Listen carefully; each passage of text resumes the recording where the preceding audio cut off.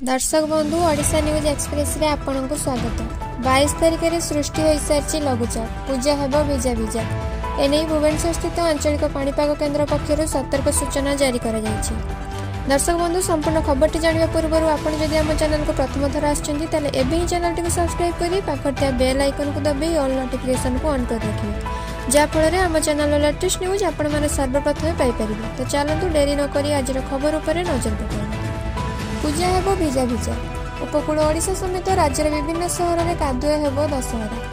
एमतीक किछि स्थान में नवमी वर्षा आरंभ हो पारे एवं 24 तारिख दशहरा और 25 तारिख भसाणी उत्सव को वर्षा फिका करें बोली आकलन करिपाग विभाग।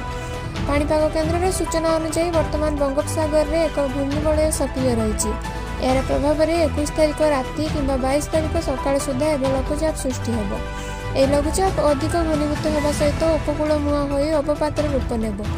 यार प्रभाव में 23 तारिख में गजपति, गंजाम, पुरी, जगतसिंहपुर, केन्द्रापड़ा सहित उपकूल ओडिशार अन्य किछि स्थान में वर्षा हो पारे। यह व्यतीत केन्दुझर, मयूरभंज, ढेंकानाल, अनुगुल, कंधमाल, रायगड़ा, मालकानगिरी और कोरापुट आदि में वर्षा हो पारे। Bureau report Odisha news express.